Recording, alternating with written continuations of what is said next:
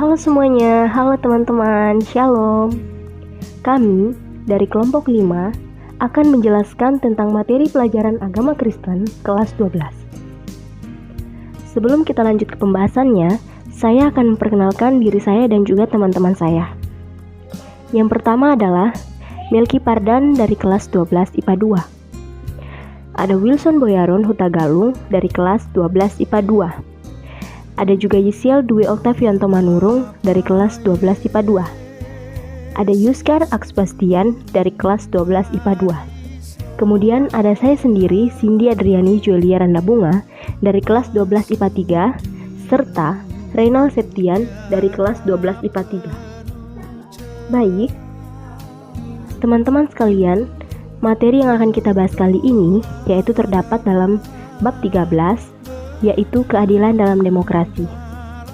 Dapat kita lihat juga di dalam Alkitab Keluaran pasal 18 ayat 13 sampai 27 dan Kisah Para Rasul 6 ayat 1 sampai 7. Jadi, materi yang kita bahas dalam bab ini yaitu yang pertama, hubungan keadilan dan demokrasi, kedua, demokrasi yang berkeadilan, dan yang ketiga, teladan tokoh Alkitab. Yang pertama yaitu hubungan keadilan dan demokrasi. Dalam demokrasi, semua orang berhak memberi pendapat dan memutuskan apa yang harus dilakukan untuk kepentingan bersama masyarakat. Semua orang berada dalam kedudukan yang sama, juga mempunyai hak dan kewajiban yang sama. Untuk itu, demokrasi harus dilaksanakan dengan keadilan. Adil dalam konteks demokrasi adalah memberi kesempatan kepada semua orang untuk memberi pendapatnya masing-masing dan berbicara dengan santun seorang kepada yang lain. Tanpa demokrasi, mustahil keadilan tercapai. Tanpa keadilan, mustahil demokrasi dapat mencapai tujuannya. Jadi, dalam demokrasi, setiap manusia memiliki harkat dan martabat dan derajat yang mulia. Dan keadilan adalah tujuan dari demokrasi. Jadi, demi mewujudkan keadilan dalam kehidupan bersama tengah masyarakat dan untuk memenuhi kewajiban sebagai warga negara yang taat kepada Allah, kasih adalah motivasi untuk mewujudkan demokrasi yang berdasarkan keadilan. B. Demokrasi yang berkeadilan. Indonesia menganut demokrasi Pancasila, yaitu demokrasi permusyawaratan yang berkeadilan, yang dijiwai oleh sila keempat, yaitu kerakyatan yang dipimpin oleh hikmat kebijaksanaan dalam permusyawaratan perwakilan.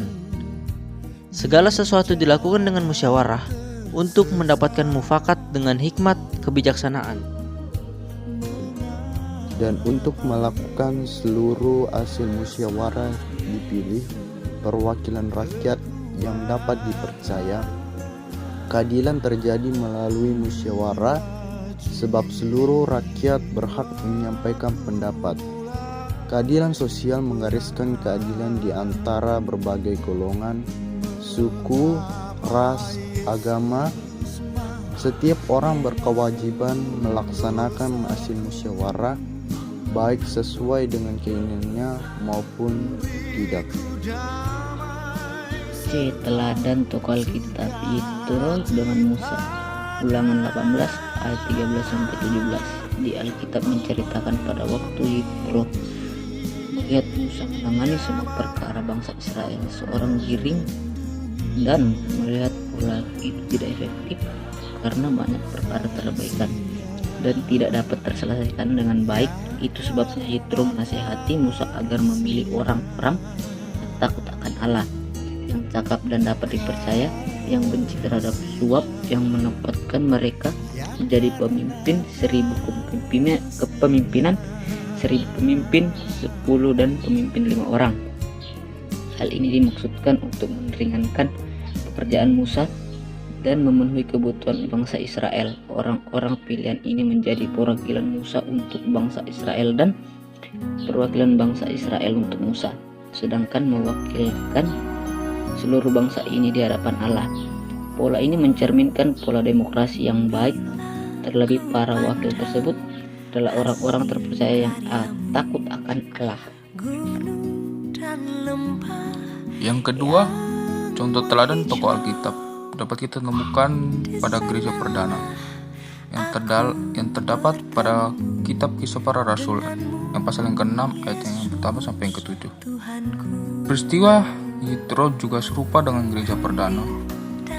Dengan bertambahnya jumlah murid menuntut bertambah besarnya tugas yang harus diselesaikan oleh para rasul pada mulanya. Segala sesuatu dapat diatasi para rasul. Namun, setelah para murid semakin banyak, para rasul memerlukan tambahan orang-orang yang dapat mengatasi sebagian pekerjaan. Agar mereka dapat memusatkan perhatian pada pengajaran, mereka memilih 7 orang yang terkenal baik dan hikmat untuk melaksanakan tugas pembagian kepada para janda. Contoh-contoh ini cukup menjadi gambaran orang-orang percaya pada masa ini bahwa keterlibatan jemaat dalam pelayanan merupakan salah satu cara menempatkan setiap orang pada kedudukan yang sama, menghargai kemampuan orang, kemampuan yang dimiliki, dan memberi kepercayaan untuk menyelesaikan tanggung jawab sebagai orang yang dapat diandalkan.